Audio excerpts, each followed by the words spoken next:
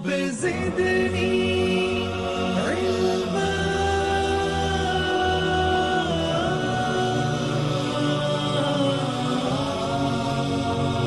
رب زدني علما.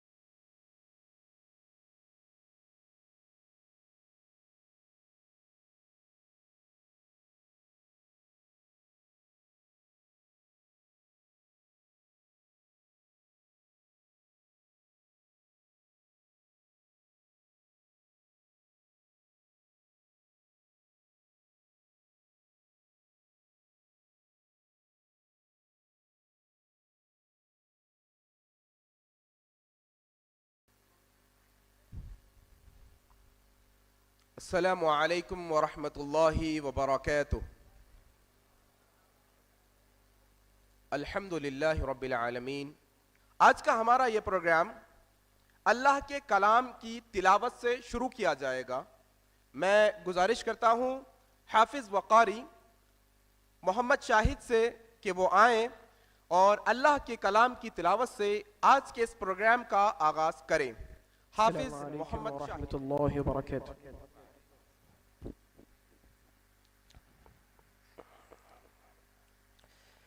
أعوذ بالله من الشيطان الرجيم.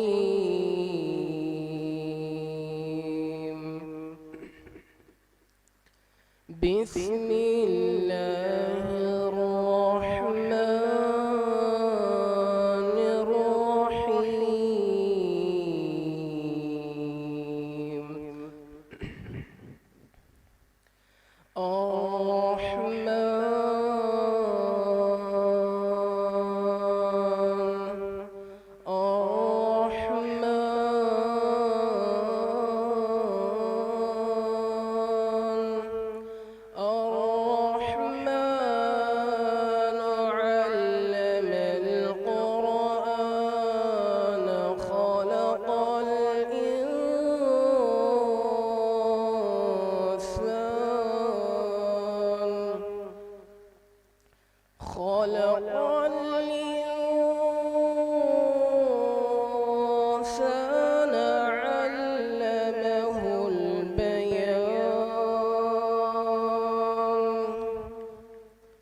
الشمس والقمر بحسبان.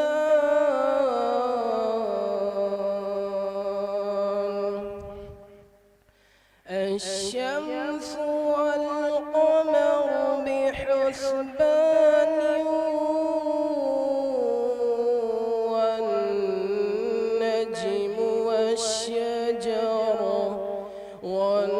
والنجم والشجر يسجدان.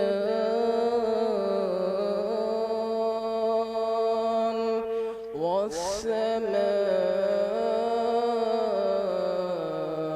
رفعها ووضع الميزان ألا تطغوا في الميزان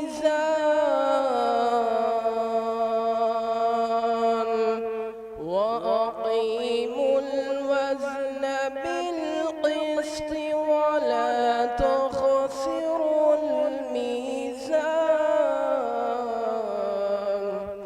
والأرض وضعها للأنام فيها فاكهة والنخل ذات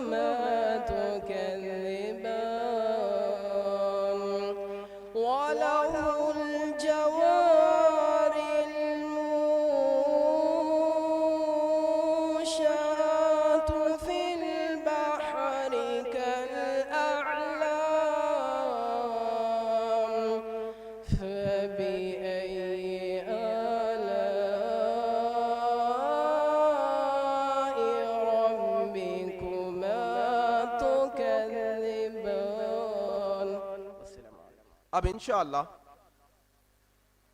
कुरान मजीद की तिलावत के बाद एक मुख्तसर सी नज़्म के लिए मैं दावत देता हूँ अब्दुल वाहिद को, वो आए और हम सबको अस्सलामु अलैकुम व रहमतुल्लाहि व बरकातुहू। हम लोग मुसलमान हैं भारत के वफादार, हम रहबर मंजिल है हमी काफिला सालार, हम रहबर मंजिल है हमी काफिला सालार। हम लोग मुसलमान है भारत के वफादार, आज़ादी की आवाज़ उठाई थी हमी ने, हर रेशमी तहरीक चलाई थी हमी ने, बापू की सदा ऊंची उठाई थी हमी ने, इस मुल्क की तकदीर जगाई थी हमी ने। सच पूछो तो भारत के, सच पूछो तो भारत के हमी लोग हैं मेहमान, हम लोग मुसलमान हैं भारत के वफादार, हम रहबर मंजिल है हमी काफिला सालार। अंग्रेजों से हम लोगों ने लड़ लड़ के लड़ाई, आज़ादी ये भारत के लिए जान गवाई, सीनों पे हमी लोगों ने गोली भी तो खाई, हर मार का देता है गवाही मेरे भाई। मत भूलो ये है वाक़या, मत भूलो ये है वाक़या नाक़ाबिल इनकार, हम लोग मुसलमान है भारत भारत के वफादार, हम लोग मुसलमान हैं भारत के वफादार। संग पाराए दामान वतन किसने किया है, तामीर हंसी ताज महल किसने किया है, मीनार कुतुब का ये बता किसने दिया है, ये लाल किला हमने दिया है, ये लाल किला हमने दिया है। शाहिद है हमारे कहीं मस्जिद कहीं मीनार, हम लोग मुसलमान हैं भारत के वफादार, हम लोग मुसलमान हैं भारत के वफादार। हम रहबर मंजिल है हमी काफिला सालार, हम रहबर मंजिल है हमी काफिला सालार, हम लोग मुसलमान हैं भारत के वफादार। हम शाह जफर है हमी अकबर हमी बाबर, अशफाक हमी है हमी टीपू हमी हैदर, है शौकत महमूद व मदनी हमी जौहर। हम शाह जफर है हमी अकबर हमी बाबर, है शौकत महमूद व मदनी हमी जौहर। दुश्मन से रहे बरसर पैकार सरासर, दुश्मन से रहे बरसर पैकार सरासर। हम ही है मुहिब्बान वतन, हम ही है मुहिब्बान वतन कातिल गद्दार, हम लोग मुसलमान है भारत के वफादार, हम लोग मुसलमान है भारत के वफादार। करियल में बरेली में हमी पाक पटन में, सर हिंद में देवबंद में हमी थाना भवन में, अजमेर में दहली में अवध और दक्कन में, अजमेर में दहली में अवध और दक्कन में। मारूफ हमी लोग है तामीर वतन में, वाबस्ता हमी से है, वाबस्ता हमी से है यहाँ अजमत किरदार। हम लोग मुसलमान है भारत के वफादार, हम लोग मुसलमान है भारत के वफादार। हम रहबर मंजिल है हमी काफिला सालार, हम लोग मुसलमान है भारत के वफादार। तारीख से पूछो मेरी अजमत का निशाना, गाया है हमी ने सदा भारत का तराना। करगिल में भी हम लोग रहे शान बशाना, करगिल में भी हम लोग रहे शान बशाना। हमने ही मुखालिफ को बनाया है निशाना। इंसाफ से कह दो है यहाँ, इंसाफ से कह दो है यहाँ कौन वफादार। हम लोग मुसलमान है भारत के वफादार, हम लोग मुसलमान है भारत के वफादार। अस्सलामु अलैकुम व रहमतुल्लाहि व जनाब बरकातहू। शकील अहमद साहब से अदबन गुजारिश करता हूँ कि वो आए और हम सबको मुखातिब फरमाएं बउनवान हिंदुस्तान की आज़ादी में मुसलमानों की अस्सलामु कुर्बानी। अलैकुम व रहमतुल्लाहि व बरकातहू। इन्नल हम्दुलिल्लाह अल्हम्दुलिल्लाहिल्लज़ी नस्तईनुहु व नस्तगफिरुहु व नु'मिनु बिही व नतवक्कलु अलैहि व नऊज़ु बिल्लाहि मिन शुरूरि अनफुसिना व मिन सय्यिआति अमालिना। मन यहदियल्लाहु फला मुज़िल्ल लहु व युज़लिलहु फला हादिय लहु। व अशहदु अन ला इलाहा इल्लल्लाह व अशहदु अन्ना मुहम्मदन अब्दुहु व रसूलुहु अम्मा बअद। फ़इन्ना खैरल हदीस किताबुल्लाह व खैरल हदी हदी मुहम्मद सल्लल्लाहु अलैहि वसल्लम व शर्रल उमूर मुहदसातुहा व कुल्लु मुहदसतिन बिदअह व कुल्लु बिदअतिन दलालह व कुल्लु दलालतिन फिन्नार। क़ाल अल्लाहु तआला फ़िल क़ुरआनिल मजीद वल फ़ुरक़ानिल हमीद औज़ु बिल्लाहिस समीइल अलीम मिनश शैतानिर रजीम बिस्मिल्लाहिर रहमानिर रहीम अल्हम्दुलिल्लाहि रब्बिल आलमीन रब्बी शरह ली सदरी व यस्सिर ली अमरी वहलुल उक़दतम मिन लिसानी यफ़क़हू क़ौली रब्बि ज़िदनी इल्मा आमीन रब्बल आलमीन। तमाम तारीफ़ें बुज़ुर्गी बड़ाई किबरियाई उस रब्बे गालिब मौला के लिए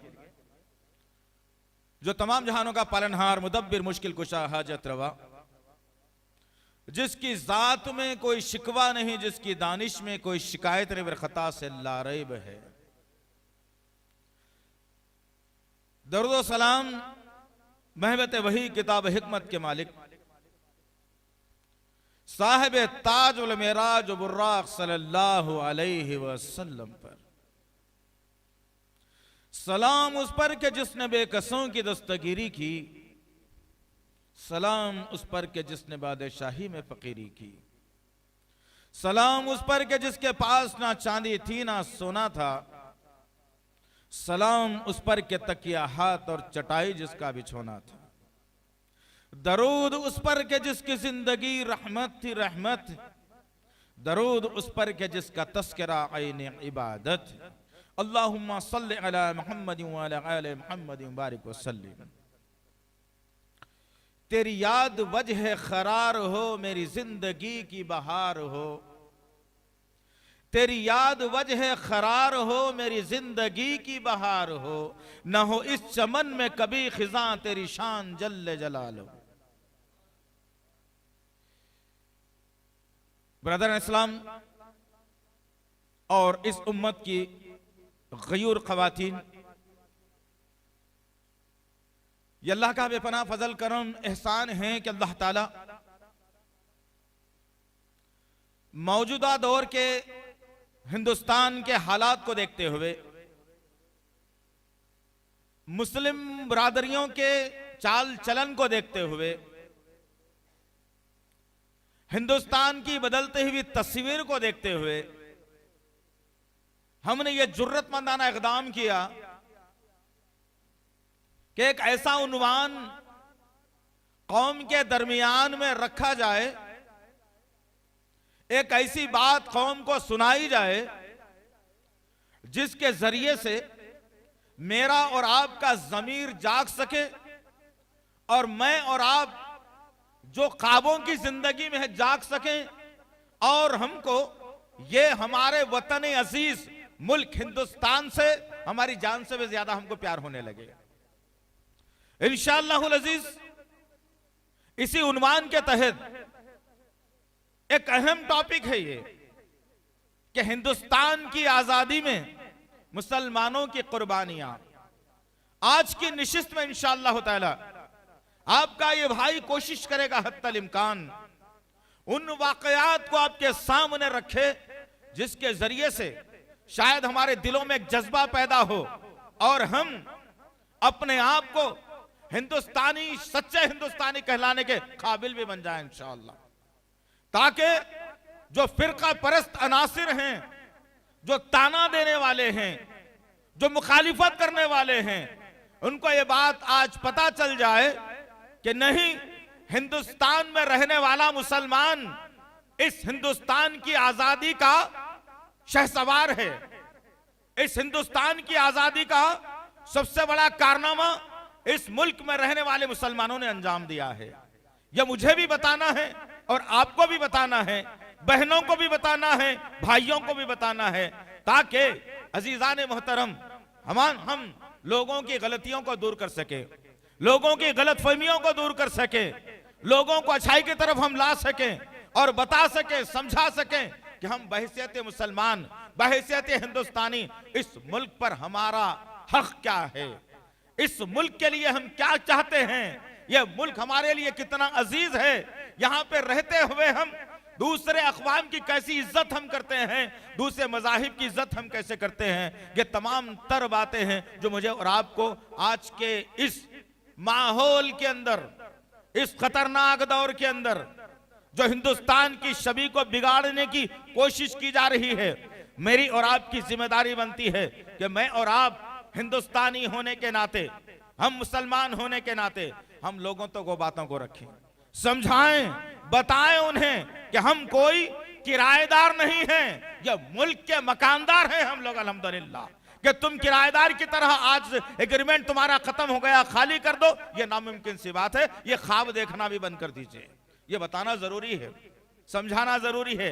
अफसोस इस बात का, वो अफसोस ये कि जिस वक्त हमने ये अनुमान को चुना, जब इस मान को हमने कुछ लोगों के सामने रखने की हमने कोशिश की, तो बहुत सारे मुसलमान खानदान, मुसलमान भाई, हत्तल इम्कान स्टूडेंट्स जो होते हैं या कॉलेज में पढ़ने वाले हैं या जो और भी जो भी प्रोफेशन में ये हैं, वो हमसे कहने लगे और हम उनसे पूछने लगे कि क्या जानते हो तुम कि मुसलमानों ने क्या कुर्बानियां दी हैं इस मुल्क को आजाद कराने के लिए। मुसलमानों ने क्या कुर्बानियां दी हैं इस मुल्क को आजाद कराने के लिए, कैसी अपनी खून की होली हमारे खून से खेली गई थी इस मुल्क को आजाद कराने के लिए, क्या आप ये जानते हैं? तो कहा गया साफ तौर पर कि हमें नहीं मालूम क्या है। बाज हजरात ने तो यहां तक कहा, जो सोशल एक्टिविटीज से जुड़े हुए भी हों, उन्होंने कहा कि नहीं हमें तफसील नहीं मालूम है, हमको 15 अगस्त को बुलाया जाता है वीआईपी के तौर पर, हम जाते हैं, झंडा खींचते हैं, 2 चॉकलेट तकसीम करते हैं, खुद भी कुछ खाते हैं और अपने घरों की तरफ आ जाते हैं। मुझे बड़ा दिल को बड़ा मेरी तकलीफ हुई और वो तकलीफ महसूस इस वास्ते हुई कि हम मुसलमान होते हुए इस मुल्क में मेरे उलमाओं ने इस मुल्क की सरजमीन जब सूख रही थी, जब बंजर बन रही थी, जब दुश्मन काट रहा था, जब दुश्मन खाजी हो रहा था, तो मेरे उलमाओं ने खड़े होकर के इस मुल्क को खून दे करके, पसीना नहीं खून दे करके इस मुल्क को आजाद किया था। खून दे करके इस मुल्क के चमन को जो वीरान हो चुका था, पतझड़ का साया जिस मुल्क पर साया पड़ रहा था, उस वक्त मेरे उलमाओं ने खड़े होकर के, मेरी मुस्लिम माओं ने खड़े होकर के, मेरे नौनिहालों ने खड़े होकर के इस मुल्क की इज्जत बचाई थी और इस मुल्क को सर पेरिस लाकर खड़ा किया था। लेकिन मेरा मुसलमान भाई कहता है कि मुझे इसके बारे में कुछ नहीं मालूम। तो जरा सोचो अजीजान मोहतरम, हमारा मुकाम क्या कर दिया गया आज, हमारा मुकाम क्या बना दिया गया आज। और बहुत सारे मुसलमानों ने कहा कि भाई हिंदुस्तान आजाद होकर 60-70 साल हो रहा है, आजादी का पीरियड सिर्फ इतना ही है। जरा सोचो हमारी तारीख किधर जा रही है, हमारा सोच किधर जा रही है, हमारी फिक्र किधर जा रही है। क्या हो गया है अजीजान मोहतरम, क्या हो गया है, क्या हाल मैंने और आपने आज बना लिया है। गर्ज कहने का मकसद यह है कि ये 50-60 साल की आजाद की तारीख नहीं है। हमारे असलाफ ने 250-300 साल पहले अंग्रेजों के खिलाफ में बुनियाद डालकर मुसलमानों को प्लेटफॉर्म देकर खड़ा किया था और कहा था कि ये ईस्ट इंडिया कंपनी जो इंग्लैंड की सरजमीन बर्तानिया से आई हुई हमारे मुल्क पर डोरे डाल रही है, आहिस्ता आहिस्ता हमारी जागीरें खा रही है, आहिस्ता आहिस्ता हमारी सल्तनतों को तबाह कर रही है, आहिस्ता आहिस्ता हमारे जो बादशाहों ने इस मुल्क को तामीरी शक्ल दी थी उसको मस्क कर रही है। तो हमारे उलमाओं ने खड़े होकर नारा बुलंद करते हुए कहा था क्या मुसलमानों जाग जाओ, यह मुल्क किसी और का नहीं है, सबसे पहले इख्तिदार हमारा है, सबसे पहले हक हमारा है। अब हम खड़े होते हैं और अंग्रेजों के खिलाफ में इनका जवाब देने के लिए हम खड़े होते हैं और अंग्रेजों के खिलाफ में जिहाद के लिए सबसे पहले जिसने अलम बुलंद किया शाह वलीउल्लाह मुहद्दिस दहलवी, एक बेहतरीन और मायानाज आलिम का नाम आता है सर फेरिस के अंदर। जरा गौर करो तुम उलमाओ और आज के उलमा मेरे माशाअल्लाह, जिनको सोचो फिक्र खत्म, जिनका अंदाजे बयान कुछ और, जिनके हाथें बड़ी नरम, जिनकी सोच बड़ी कमजोर, बड़े अजीब से उलमा आज के हैं। मैं जब तारीख को पढ़ रहा था हमारे उलमाओं की, तो वो आलिम आज के दौर में मिट गए, मर गए हैं नहीं। वो आलिम अगर आज के दौर में पैदा हो जाए इंशाअल्लाह, तो फिर देखना यह मुस्लिम उम्मा यह लागर शक्ल में नजर नहीं आएगी, यह मुस्लिम उम्मा को परेशानी की शक्ल में नजर नहीं आएगी, यह मुस्लिम उम्मा माशियत के शिकार नहीं होगी, यह मुस्लिम उम्मा बिखरी हुई नहीं होगी, यह मुस्लिम उम्मा एक जहती के जो है स्टेज पर कायम हो जाएगी इंशाअल्लाह। तो गर्ज कह रहा था अजीजान मोहतरम, जब अंग्रेजों ने हिंदुस्तान के अंदर अपने नापाक अज़ाइम को लेकर जब अपने शैतानी पंजे गाड़ रहे थे, उस वक्त में आखिरी मुगलिया दौर का एक ताजदार बहादुर शाह जफर थे। उनकी सल्तनत को खाते खाते इन्होंने जब उन्होंने आज़ादी के मुताल्लिक बात की तो उनको गिरफ्तार कर लिया गया और यहाँ से गिरफ्तार करके उन्हें हिंदुस्तान की सरजमीन से उठा लिया गया और यहाँ से रंगून की सरजमीन पर ले जाकर कैदो बंद की सोबतों में रख दिया गया। फिर भी बहादुर शाह जफर ने हिम्मत नहीं हारी। जब उन्होंने अंग्रेजों के खिलाफ में बात की तो उनके सामने, उनकी निगाहों के सामने आज कुछ लोग कहते हैं कि इस मुल्क के लिए मुसलमानों ने क्या दिया, ये सुन करके जाओ और हर एक के कानों तक अल्फाज और ये बातों को पहुंचाओ ताकि पता चले कि मुसलमानों ने कैसी कैसी कुर्बानियां दी है।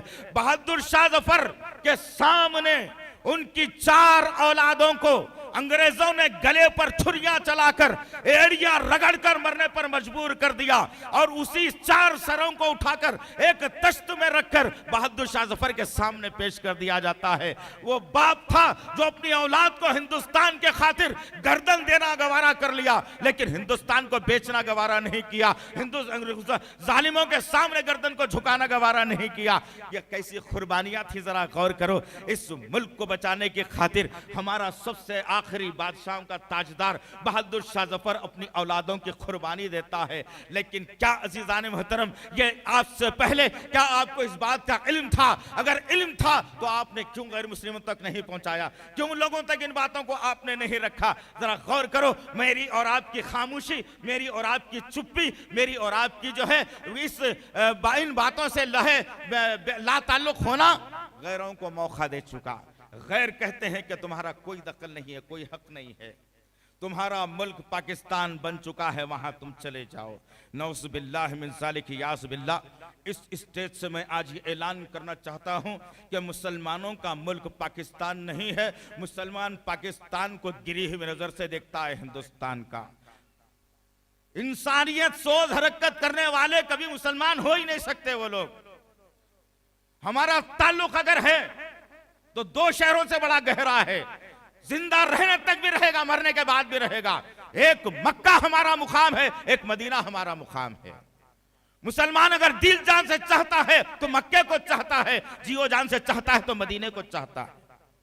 तो गर्ज कहने का मकसद ये अज़ीज़ान मोहतरम, जब अंग्रेजों के नापाक अज़ाइम जम रहे थे और बहादुर शाह जफर के साथ ये मामला दरपेश आया, वक्त और हालात गुजरते रहे, वक्त और हालात बदलते रहे।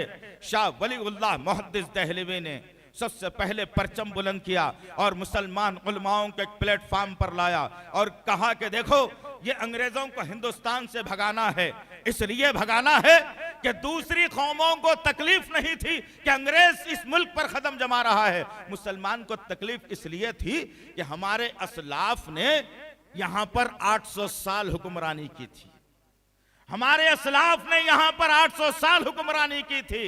अब हमारी हुक्मरानी दाव पर लग रही थी, हमारी हुक्मरानी छीनी जाने वाली थी, हमको इस मुल्क से बेदखल किया जाने वाला था।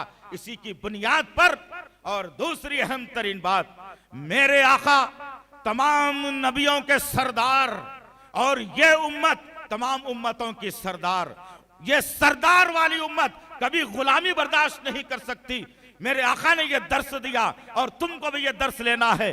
यही वह जज्बा था हमारे उलमाओं के अंदर कि हम खड़े हो गए और अंग्रेजों को भगाने के लिए तैयार हो गए। शाह वलीउल्लाह मुहद्दिस दहलवी आगे कार्रवाई को बढ़ाते हैं। चंद दिन के बाद आपका इंतकाल हो जाता है। आप अपने बेटे को अब्दुल अजीज मुहद्दिस दहलवी को अपना जानशीन बनाते हैं और वसीयत करते हैं, देखो बेटा, ये जो मिशन चल रहा है, ये जो मिशन आगे बढ़ रहा है, इसको कभी नाकाम होने नहीं देना। अपनी जानों की कुर्बानियां देना, अपनी औलाद को कटवा देना, मुफलिसी बर्दाश्त कर लेना, गरीबी को झेल लेना, लेकिन कभी अंग्रेजों के साथ सौदा नहीं करना। ये अल्फाज थे वलीउल्लाह मुहद्दिस दहलवी के जब अपने बेटे को जानशीन बनाते हैं। और अब्दुल अजीज मुहद्दिस दहलवी रहमतुल्लाह अलैह जब आपने बाप के बाद इस खिलाफत को संभालते हैं और फिर अपने कौम से कहते हैं कि चलो, सबसे पहला फतवा अंग्रेजों के खिलाफ में जिहाद का अगर किसी ने दिया, अंग्रेजों के इस मुल्क से भगाने का अगर नारा किसी ने बुलंद किया, वो मुसलमान आलिम था। किसी हिंदू तंजीम का आदमी नहीं था, किसी पंडित का नारा नहीं था, किसी जैन मजहब का नारा नहीं था, किसी आर्यन का नारा नहीं था। नारा अगर किसी ने बुलंद किया है सबसे पहला, तो वो नारा मुसलमानों ने बुलंद किया, मुसलमानों ने बुलंद किया। और फिर अब्दुल अजीज मुहद्दिस दहलवी ने मुसलमानों को जमा करके बाज़ाब्ता फतवा जारी किया और कहा कि हम अंग्रेजों के खिलाफ में जिहाद करने वाले हैं। अल्लाहु अकबर। गौर करो अजीजाने मोहतरम, कितना बड़ा इक़दाम था ये कि अंग्रेजों के खिलाफ में इतनी बड़ा इक़दाम किया गया था। और फिर जब ये जिहाद का मामला आया, मीटिंग जब हुई, तो लोगों ने, बाज अशखास ने कहा, ऐ शेख इतना बड़ा फतवा आप दे रहे हो, अंग्रेजों के पास इतना बड़ा असला है, उनके पास बहुत बड़ी फौज है, बहुत बड़ी उनके पास चीजें हैं, हम उनका मुकाबला कैसे करेंगे, हमारी तादाद बहुत छोटी और खलील है। अब्दुल अजीज मुहद्दिस दहलवी ने अपने मानने वाले को, अपने सामने खड़े होने वाले को दो जुमले कह करके उनके जिस्म में, रवानी में खून को तेज कर दिया था। काश के ये जुमले मेरे और आपके जहन में आ जाते और मेरा आपका खून भी तेज हो जाता। ये जो निढाल और कमजोरी मेरे और आपके अंदर आई है, ये तेजी में तब्दील हो जाती और एक फुर्तीला मुसलमान हो जाता। अब्दुल अजीज मुहद्दिस दहलवी ने उस आदमी के सवाल का जवाब देकर के कहा, क्या हमारी तादाद बदर के गाजियों से भी कम है? क्या हमारी तादाद बदर के गाजियों से कम है? अल्लाहु अकबर। यह जुमले पर जरा गौर करो आज के मुसलमान बहनों, यह जज्बा दिलाने वाली बात थी कि हम कम नहीं है। कम उनसे अगर कम होते तो हम बोलते कम है, लेकिन वो 313 थे तो लरस जाता था जमाना, वो 313 थे तो लरस जाता था जमाना। आज करोड़ों में है और करते हैं गुलामी। अल्लाहु अकबर। गौर करो अजीज़ाने मोहतरम, हमारे असलाफ ने क्या कारनामा दिया। हिंदुस्तान को आजाद कराना किसी अकीदे में लिखा हुआ नहीं था, इस्लाम के किसी रुकन में लिखा हुआ नहीं था। फिर हमारे उलमाओं ने इतनी बड़ी कुर्बानियां देकर इस मुल्क को आजाद करा लिया, इसलिए कि इस्लाम दर्स देता है, इस्लाम सिखाता है, इस्लाम समझाता है कि मुल्क से मोहब्बत करो, मुल्क के लिए जान दो। कोई मुल्क अगर, कोई दुश्मन अगर तुम्हारे मुल्क को तबाह करना चाहता है तो तुम उसके खिलाफ में खड़े होकर उसे नीस्त नाबूद कर दो। ये इस्लाम सिखाता है। वही इस्लाम की तालीम को हमारे असलाफ ने हमारे सामने रखा। तो गौर करो अजीज़ाने मोहतरम, एक एक नाम हम गिनते जाएं तो पता ये चलेगा कि हम आज इतने क्यों लाओबाली हो चले हैं, आज हम कितने निकम्मे हो चले हैं कि कोई सवाल हमारे पास जब आ जाता है तो हम उसका जवाब देने के भी काबिल नहीं रहते। ये तो हमारी हालत बना दी गई आज। हाँ, इख्तलाफी मसाइल रहेंगे, देखना फिर आप अखबारात भर जाएंगे, व्हाट्सएप फेसबुक भर जाएगा, बहुत सारे जो है चमोगैया पूरी जगह चलते रहेंगी, लेकिन मुद्दे की बात जब आएगी तो मुसलमान भाग जाएगा। मुझे नहीं मालूम भाई, नौज़ुबिल्लाह मिन ज़ालिक यासबिल्लाह। गर्ज कहने का मकसद ये है अज़ीज़ाने मोहतरम, यहां से जब जंग शुरू हुई, इस जंग के अंदर मुसलमानों को बहुत बड़ा नुकसान उठाना पड़ा और करीब करीब कुछ कम व बेश 1.5 लाख से 2 लाख मुसलमान शहीद कर दिए गए, जिसमें इस जंग के अंदर 1.5 लाख से 2 लाख मुसलमान जब शहीद कर दिए गए, जिसमें से करीब कुछ कम 55 से 60 हजार हमारे उलमा मौजूद थे। उस वक्त में उलमाओं ने हिस्सा लिया था जब आजाद कराने के लिए इस मुल्क को। गर्ज कहने का मकसद ये है, ये हमारी कुर्बानियों को आज कुछ बदखुमाश लोग अपने पैरों तले रौंद रहे हैं। ये हमारी कुर्बानियों को फरामोश किया जा रहा है, ये हमारी कुर्बानियों को का इनकार किया जा रहा है। ये जवाब देने के लिए आज का प्रोग्राम रखा गया इंशाअल्लाह। गर्ज कहने का मकसद ये है अज़ीज़ाने मोहतरम, कि बात आगे बढ़ती रही और ये काम चलता रहा। यही हालात के अंदर हिंदुस्तान की तारीख बदलने लगी। मुसलमान अंग्रेजों के खिलाफ में जुट होते रहे और हर जगह जिहाद की बात होती रही, अंग्रेजों की मुखालिफत में बात चलती रही, मुसलमान बहनें तैयार होती रही, मुसलमान माएँ तैयार होती रही, मुसलमान उलमा और नौजवान तैयार होते रहे। जब मुसलमानों की ये हालत को अंग्रेजों ने देखा कि क्या बात है कि मुसलमान डरता नहीं, हमारे तोपों से नहीं डरता, हमारी फांसी से नहीं डरता, हमारी तलवारों से नहीं डरता, हमारे किसी बात का उस पर असर नहीं होता और बेदरीक अपनी जान देने के लिए आ जाता है, उस वक्त में बहुत बड़ा बर्तानिया का सियासतदान उसने एक मीटिंग कॉल की और तमाम के तमाम ईस्ट इंडिया कंपनी और जितने भी बर्तानिया के गद्दार थे उन लोगों के सामने बात करते हुए कहा कि मैंने ये तज्जिया किया है, मैंने ये तजुर्बा किया है कि मुसलमान क्यों नहीं डरता लोगों से, मुसलमान मौत से क्यों नहीं डरता, हमारी तोप से क्यों नहीं डरता, हमारी बंदूक से क्यों नहीं डरता। आज मैं तुमको वो बात बताने जा रहा हूं। डॉक्टर विलियम ने कहा था, वो जुमले आपके सामने रख रहा हूं, कम से कम वो जुमलों को सुनने के बाद अपने सीने को जगा दो, इस्लाम की मोहब्बत पैदा करो। उस वक्त में दुश्मन ने ये बात कही थी और आज वही बात मैं तुम्हारे सामने रखने जा रहा हूं। डॉक्टर विलियम ने क्या कहा था? डॉक्टर विलियम ने कहा था कि मुसलमान ना हारने की वजह यह है और मुसलमान अपनी मौत को गला लगाने की वजह दो बताई गई थी। अल्लाहु अकबर। ये दो चीजें बताई गई थी जिसकी बुनियाद पर मुसलमान मौत को गले लगा सकता है लेकिन पीछे नहीं हट सकता। कोई भी मारके में आकर वो जान दे सकता है लेकिन पीछे नहीं हट सकता। सबसे पहली बात उस डॉक्टर विलियम ने रखी कि इनके हाथ से कुरान को छीन लिया जाए। और ये कौम बेचारी रमजान में कुरान सुनती है लेकिन पढ़ती भी नहीं, कुरान फिर याद आता ही नहीं इसे। जब हमने कुरान को छोड़ दिया तो आज तितर बितर होकर के हम लोग रह गए। आज यही बात उस वक्त डॉक्टर विलियम ने कही कि दो चीजें हैं इनके पास, दो चीजों को इनसे छीन लो, ये कमजोर पड़ जाएंगे। सबसे पहली बात अल्लाह की किताब कलामुल्लाह इनसे छीन लो, ये कमजोर पड़ जाएंगे। दूसरे, इनके उलमाओं को मौत के घाट उतार दिया जाए, लोगों के सामने फांसियों पर लटका दिया जाए, इनके उलमाओं को झाड़ों पर इनकी लाशों को घंटों हफ्तों तक लटका दिया जाए ताकि ये देखने के बाद इनके अंदर डर पैदा हो जाए। चुनाचे हुआ यही कि सबसे पहले प्रोग्राम पर अमल किया गया। चुनाचे एक ही दिन के अंदर कुछ कमोबेश 35 से 40 हजार कुरानों को एक जगह डालकर आग लगा दी गई।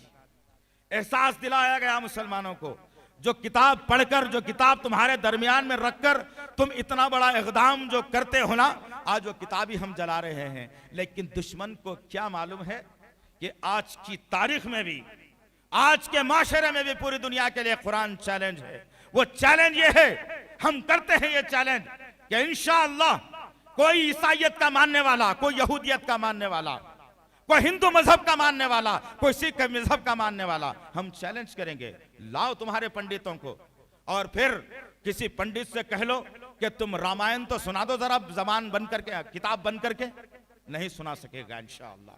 किसी ईसाई से पूछ लेना तुम्हारी बाइबल ये किताब को बंद कर दो और तुम सुनाना शुरू करो, नहीं सुना सकेगा।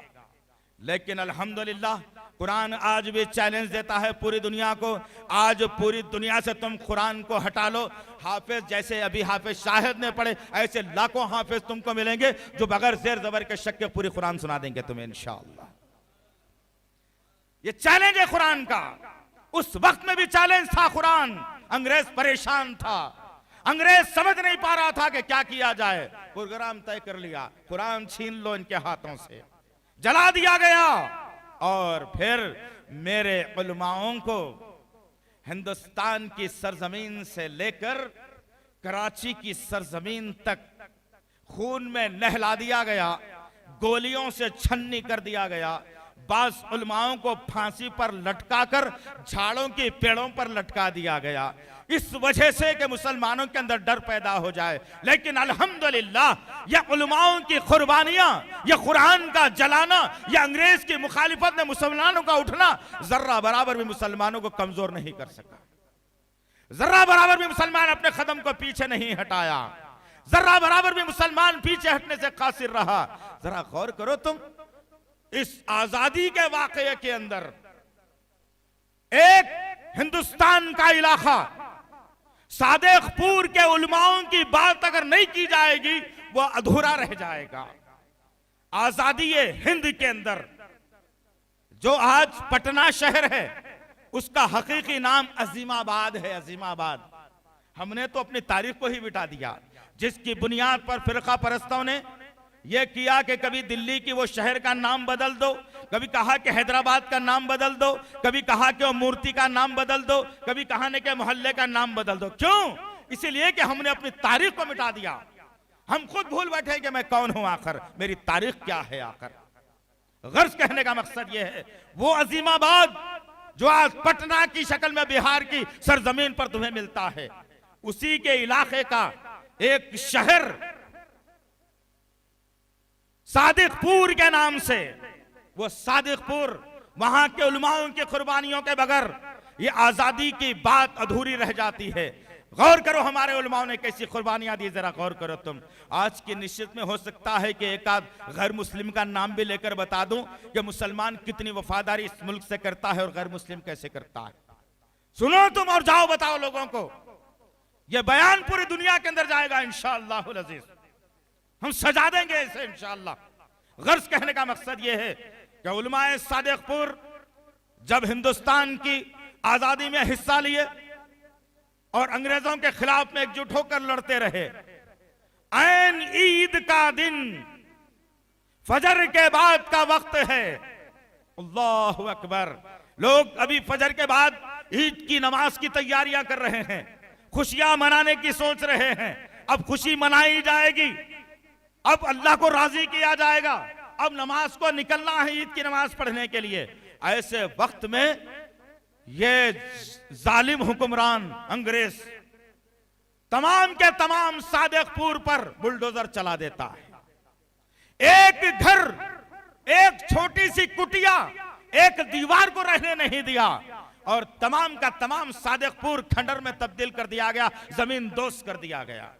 और वहीं के रहने वाले सलफी आलिम, मायानास, जांबाज आलिम जाफर थानेसरी, मौलाना जाफर थानेसरी को जो है गिरफ्तार कर लिया जाता है और काला पानी अंडमान निकोबार को भेज दिया जाता है।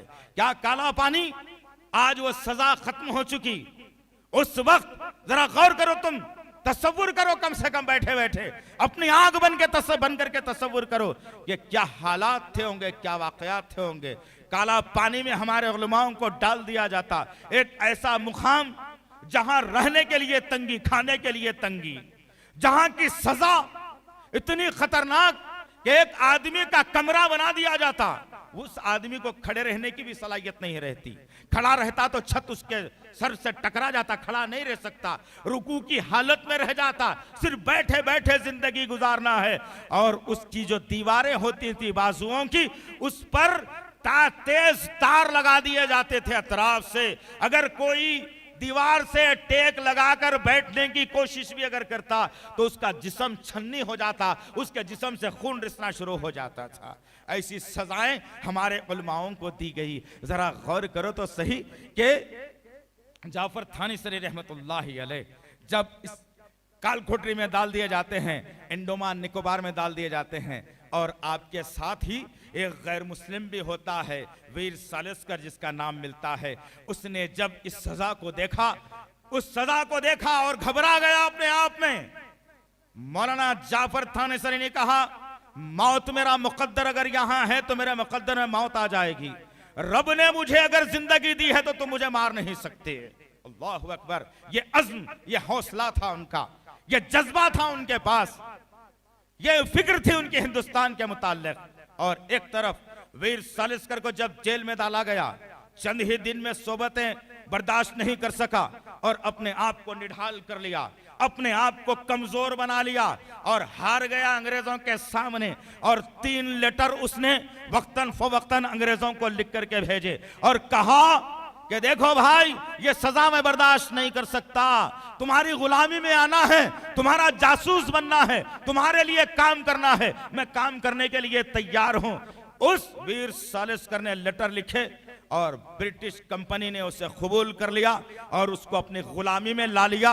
और वीर सालिस्कर आखिरी दम तक, आखिरी सांस तक मुजाहिदीन आजादी और फिर father of nation Gandhi ji की मुखालिफत में जिंदगी गुजारी। अंग्रेजों के तलवे चाट करके जिंदगी गुजार दी। तारीख बताती है, तारीख ये हमको समझाती है, तारीख ये हमको बताती है कि वीर सालिस्कर का हाथ गांधी जी के कातिलों में भी शुमार किया जाता है। गौर करो तुम, जिसने कत्ल किया गांधी जी को मुसलमान ने नहीं किया यार। मुसलमान ने तो गांधी जी को अपने सर पर बिठाया था। मुसलमान ने तो गांधी जी को बहुत बड़ा मुकाम अता किया था। गौर करो इस बातों के पर, बात समझ में आएगी कि क्या हो रहा है। इन्हीं हालात के अंदर, इन्हीं हालात के अंदर केरला की सरजमीन पर मोपला मुसलमानों ने अंग्रेजों के खिलाफ में अलम जिहाद बुलंद किया। कसूर क्या था उनका? वही जो तमाम मुसलमानों का था। हम बर्दाश्त नहीं कर सकते हमारे मुल्क पर किसी का कब्जा, हम बर्दाश्त नहीं कर सकते कोई गैर को इस मुल्क के अंदर, हम बर्दाश्त नहीं कर सकते कोई गैर हमारे मुल्क को नुकसान पहुंचाए। यह हमारी नस्लों से चलता आ रहा है, यह हमारे खून में बसा हुआ है, यह हमारे इस्लाम ने दर्श दिया है। गर्ज उस मोपला मुसलमानों ने जब अंग्रेजों के खिलाफ में अलम जिहाद बुलंद किया और नारा बुलंद किया और कहा कि हम अंग्रेजों को बर्दाश्त नहीं कर सकते, हम अंग्रेजों को कभी बर्दाश्त नहीं कर सकते, यह मुल्क हमारा है, हमारा रहेगा, हम जब तक के तुम लोगों को भगाएंगे नहीं हम चैन की सांस नहीं लेंगे।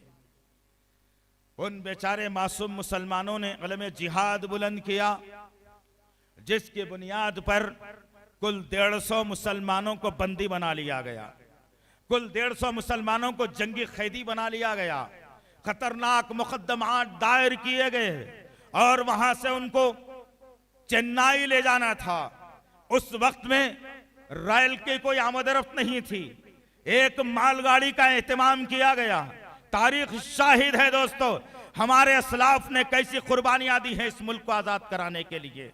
जब 150 मुसलमानों को अरेस्ट किया गया और फिर केरला से निकलकर चेन्नई जाना है, एक मालगाड़ी का जो इंतजाम किया गया।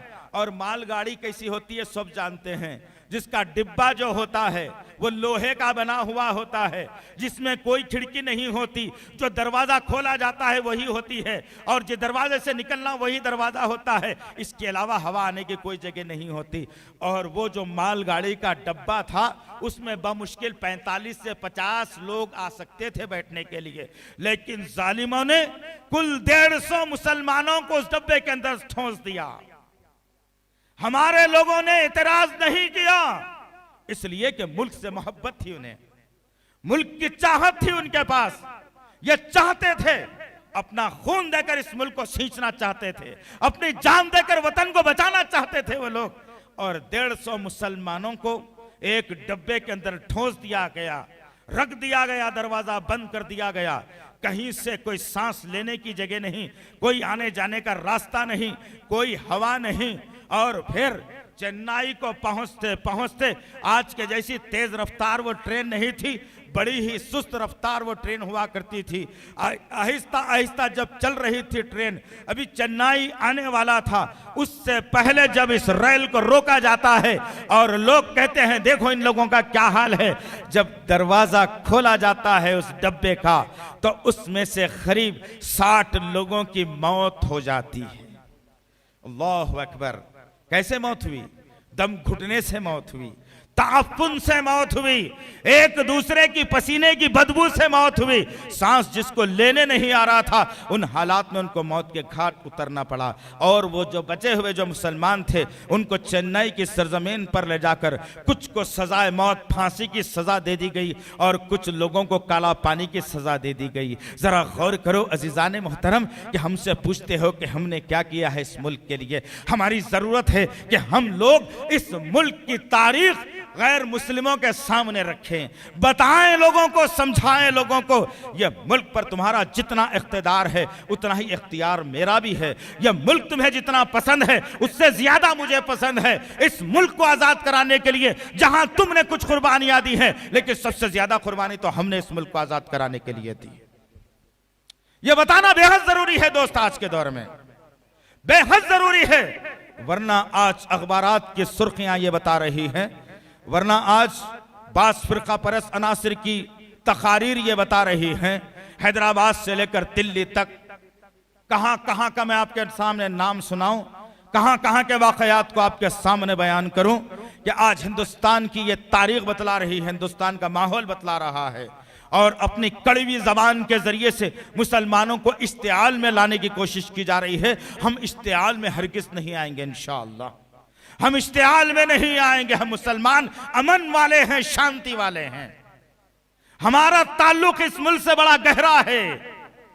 अभी अब्दुल अजीज ने दो जुमले कहे कि जिस वक्त हिंदुस्तान से मुसलमान जा रहे थे तो हम इस मुल्क की मिट्टी को थामे हुए थे, इस मुल्क की जमीन को पकड़े हुए थे, और हम बाई चांस मुस्लिम नहीं है, हिंदुस्तानी नहीं है, बल्कि बाई चॉइस हिंदुस्तानी है। अल्हम्दुलिल्लाह हम पसंद करते हैं इस मुल्क को। और फिर मोहब्बत का सबसे बड़ा सबूत तो यह है कि जब एक मुसलमान, एक हिंदुस्तानी मर जाता है तो इसी मिट्टी से मोहब्बत होने के नाते उसे मिट्टी में दफन कर दिया जाता है, इसे मिट्टी में दफन कर दिया जाता है। और जो लोग गैर जरूरी मुल्क से मोहब्बत का नारा लगाते हैं उनको बहा दिया जाता है। तो किसको मोहब्बत है मुल्क से?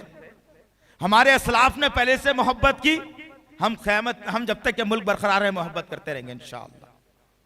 हमारे असलाफ ने सिखाया, हमारे इस्लाम ने सिखाया, हमारे नबी ने सिखाया है। ये हम भगोड़े नहीं हैं भागने के लिए, हमारी मोहब्बत हमारी हड्डियां गड़ी है इसके अंदर। आज कुछ लोग कहते हैं कि नहीं तुम्हारा नहीं है, ये हमारा है।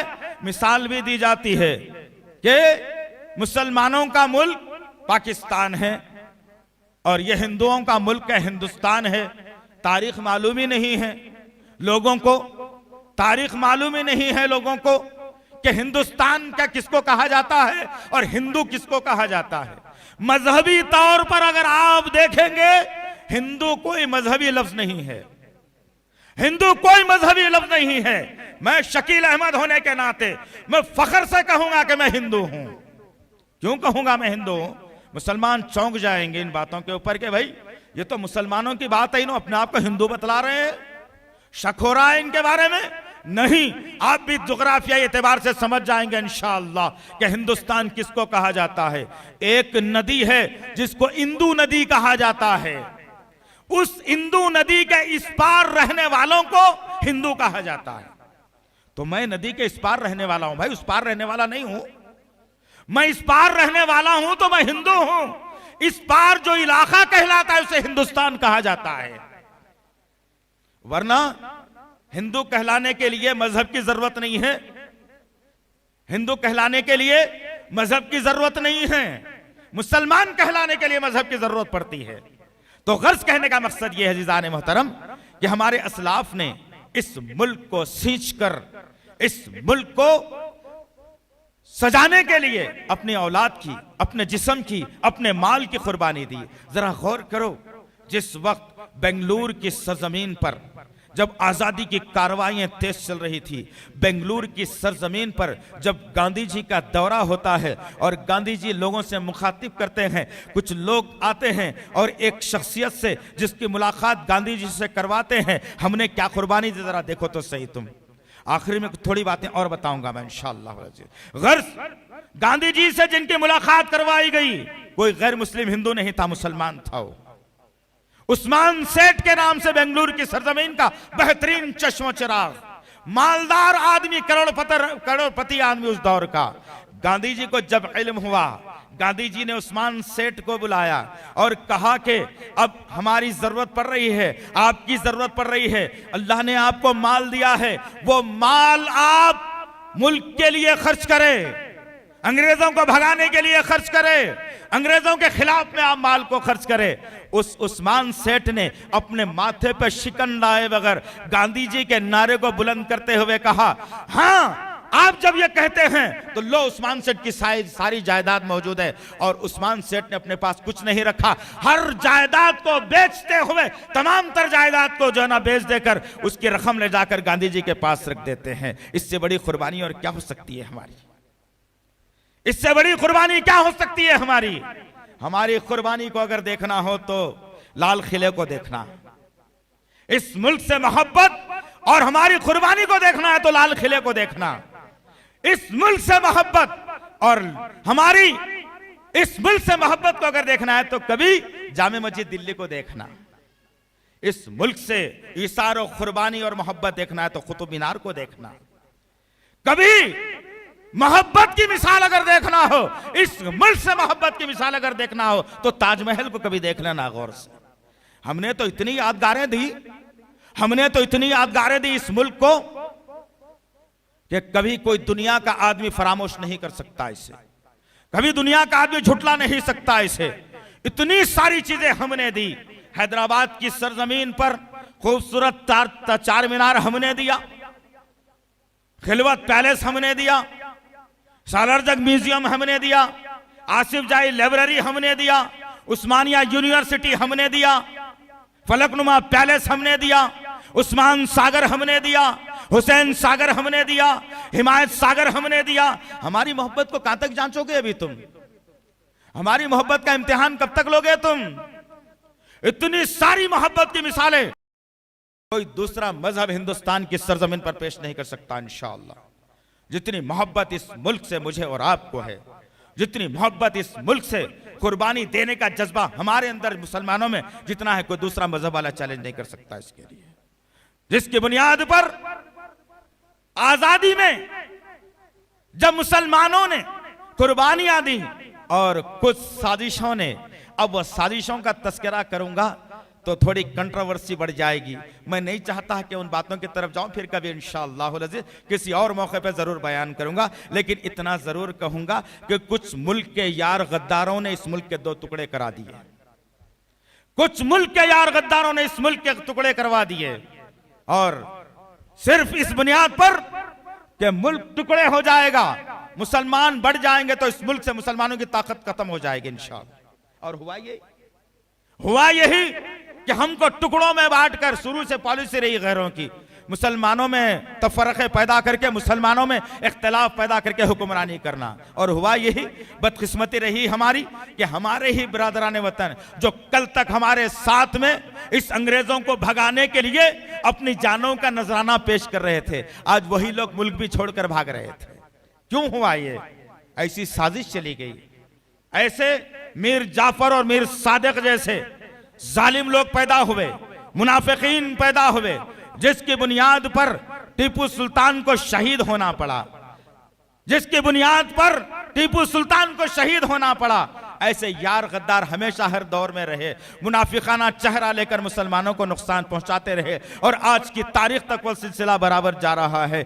जब मुल्क के अंदर, जब अभी अंग्रेज भाग रहा था और मुल्क हमारे हवाले हो रहा था और पाकिस्तान बन रहा था, कुछ मुसलमान थे जो मुल्क छोड़कर यहाँ से जा रहे थे, तो उस वक्त इमामुल हिंद, खतीबुल हिंद अबुल कलाम आज़ाद रहमतुल्लाहि अलैह ने वो जामे खुतबा जामे मस्जिद की सीढ़ियों पर खड़े होकर के दिया और कहा कि ऐ लोगों, तुम किस मुल्क को छोड़ करके जा रहे हो? ये हमारा मुल्क अमन का गहवारा है, और याद रखो मुसलमानों, तुम जा रहे हो तो मेरे अल्फाज भी साथ ले जाना। मैंने जबान से कुछ कहना चाहा, तुमने मेरी जबान काट दी। मैं कलम उठाना चाहा, मेरे हाथ तुमने काट दिए। मैं पैरों से चलना चाहा, मेरे पैरों को तुमने काट दिया। मैं कमर मजबूत करनी चाहिए, मेरी कमर को तुमने कमजोर कर दिया। अरे तुम सोचो कहां जा रहे हो? उस सरजमीन पर जा रहे हो जहां तुम्हारे खिलाफ में साजिशें रची जाएंगी, तुमको परेशान किया जाएगा, कभी तुम चैन की सांस नहीं लोगे। एक माहिर सियासतदान के अल्फाज थे और रहबर के अल्फाज थे, रहनुमा के अल्फाज थे। ये अल्फाज को तारीख दानों ने अपनी किताबों में लिख के छोड़ा है और कहा कि याद रखो तुम कहां ये मुल्क को छोड़ करके जा रहे हो। ये ताजमहल की खूबसूरती तुमसे कहती है कि पलट आ जाओ मेरे भाई। ये कुतुब मीनार की ऊंचाई कहती है तुम्हारी इज्जत बड़ी ऊंची है, इस मुल्क के अंदर मत जाओ मेरे भाई। ये जामे मस्जिद दिल्ली कहती है एक जहती के लिए आ जाओ मेरे भाई। और कल तक जमुना के किनारे हमने आपस में मिलकर वजू किया था और उसी से हमने पानी पिया था और वहीं से हम इंतशार में पड़ रहे हैं। ऐ जाने वालों मेरे भाइयों, ये हिजरत हिजरत का नाम लेकर जो फसाद तुम बर्पा कर रहे हो, अल्लाह हिजरत के मुकद्दस नाम को पामाल होने नहीं देगा और इस नाम को पामाल करने वालों को अल्लाह जिंदगी भर मोहताज कर देगा। और आज हम देखते हैं कि 60 साल का अरसा हो गया हिजरत का मुकद्दस नाम लेकर लोगों ने यहां से हिजरत की और 60 साल बाद भी मुहाजिर बन के हैं वहां पर। सोच लो दीदाने मोहतरम, हमने क्या क्या कुर्बानियां दी, हमने क्या क्या किया इस मुल्क को। और फिर वक्त इस बात की मुझे इजाजत नहीं देता कि मैं और कुछ आपके सामने बात रखूं। मुझे 1 घंटे का वक्त दिया गया था, मुझे 1 घंटे का वक्त दिया गया था। बाकी के लोग भी आपसे मुखातिब होना बाकी है इंशाअल्लाह, थोड़ा थोड़ा। लेकिन मैं 1-2-4 बातें आपके सामने रख के अपनी बात को मैं खत्म करने जा रहा हूं। कि हमसे पूछते हो कि मुल्क तुम्हारा नहीं है, तो चलो ठीक है, हमारा नहीं है तो त्रिशूल किसने बनाया भाई? त्रिशूल किसने बनाया? इतना बड़ा एटॉमिक हथियार किसने बनाया? वो भी तो एक मुसलमान ही था। इतना बड़ा सफ में लाकर खड़ा करने वाली शख्सियत भी मुसलमान ही थी। सबसे अहम बात, वो तिरंगा जो आपके हाथों में लहरा रहा है, इसकी बहुत जी जान से मैं और आप इज्जत करना चाहिए। मेरे मुल्क का निशान है ये, इसकी अहमियत करनी चाहिए, इसकी इज्जत करनी चाहिए, अपने सीनों से लगाकर रखनी चाहिए। मुल्क से मोहब्बत का सबूत है ये। और ताज्जुब करेंगे आप, ये तिरंगा जो तुम लगाकर घूम रहे हो, जिसको 15 अगस्त को सदर जमहूरिया लाल किले पर लहराकर पूरी दुनिया को पैगाम देते हैं कि तिरंगा हमारा निशान है, जिसको हमारे गवर्नर जिमखाना गिरोन पर लहराकर ये सबक छोड़ते हैं कि तिरंगा हमारा है। हम हर गली कूंचे में तिरंगा को लहराकर फख्र करते हैं, ये तिरंगा हमारा है। मुस्लिम भी ये तिरंगा लहराता है, गैर मुस्लिम भी तिरंगा लहराता है। जरा बताओ गैर मुस्लिम भाइयों को जाकर के, ये गेरू का कलर, ये वाइट कलर, ये हरा कलर, ये बीच में चक्कर डालकर ये तिरंगे को किसने सजाया था? किस मजहब के आदमी ने सजाया था? कौन से आदमी को मजहब से या मुल्क से मोहब्बत थी जो तिरंगा बनाकर इतनी शान से आज तो निकलिस रोड पर हमारा तिरंगा 24 घंटे लहरा रहा है? अल्हम्दुलिल्लाह। ये तिरंगा किसने बनाया दोस्त? जब हम पूछते हैं हमारे साथियों से तो मुंह लटकाते हैं लोग, हमें नहीं मालूम। अरे ये तिरंगा बनाने वाला नहीं है, इस तिरंगे को डिजाइन करने वाली इस हैदराबाद सरजमीन की मायानाज मेरी बहन है, जिसका नाम सुरैया है। वो बहन ने इस तिरंगे को जो है ना डिजाइन किया और वो तिरंगे को हिंदुस्तान की सरजमीन पर कबूल कर लिया गया। इससे बड़ी कुर्बानी और क्या हो सकती है दोस्त? कुछ हो सकती है? इससे बड़ी कुर्बानी कुछ और हो सकती है दोस्त? जो तिरंगे हम पर फख्र करते हैं, पूरी दुनिया में हम एक खूबसूरती की नजर से हमारे तिरंगे को देखते हैं। जिस मुल्क में हम जाते हैं वहां हिंदुस्तानी मिलते हैं तो उनके घर में तिरंगा जब हम देखते हैं तो हमें खुशी महसूस हो जाती है। जिस इलाके में हम जाते हैं वहां पर जिसके घर में तिरंगा दिखता है वहां पर हमें खुशी महसूस होती है कि चलो हमारे मुल्क का आदमी यहां पर भी मौजूद है। जब साउथ अफ्रीका का दौरा करने का मुझे मौका मिला तो अल्हम्दुलिल्लाह वहां पर भी मैंने अपने मुसलमान भाइयों के घर में तिरंगे को देखा तो तबीयत खुश हो गई हमारी। अल्लाह का करम है अल्हम्दुलिल्लाह। किस किस बात पर हमारे इम्तिहान लोगे, किस किस बात पर हमसे जो है ना कुर्बानी मांगोगे, और कुर्बानियां बहुत सारी मौजूद है अल्हम्दुलिल्लाह। पूरे लब्बे लुबाब इन बातों का यह निकलता है कि आजाद हिंदुस्तान को आजादी दिलाने के लिए जो कल तक अंग्रेजों के कैद व सोबत में था उसको आजाद कराने के लिए हमने सबसे पहले अंग्रेजों के खिलाफ अलम जिहाद बुलंद किया। और आज हमसे कहा जाता है कि तुम फलाने के एजेंट हो, तुमसे कहा जाता है तुम फलाने के एजेंट हो। नऊज़ बिल्लाह मिन ज़ालिक, याज़ बिल्लाह। आज की तारीख में भी मुसलमान उतनी ही मोहब्बत करता है अपने मुल्क से जब अंग्रेजों के दौर में हमारे उलमाओं ने इजाजत दी थी हमें। और हमारी सांस तक इस मुल्क पर कभी आंच हम आने नहीं देंगे इंशाअल्लाह। कल अगर वक्त पड़ जाता है, कल कोई दुश्मन अगर हमारे मुल्क को नुकसान पहुंचाने की अगर कोशिश करता है तो हम मुसलमान बहैसियत हिंदुस्तानी सबसे पहले सफ में नजर आएंगे और दुश्मन का मुकाबला करने के लिए हम तैयार हो जाएंगे इंशाअल्लाह, जरूर तैयार हो जाएंगे इंशाअल्लाह अज़ीज़। इसलिए कि मुल्क पर हमारा हक है।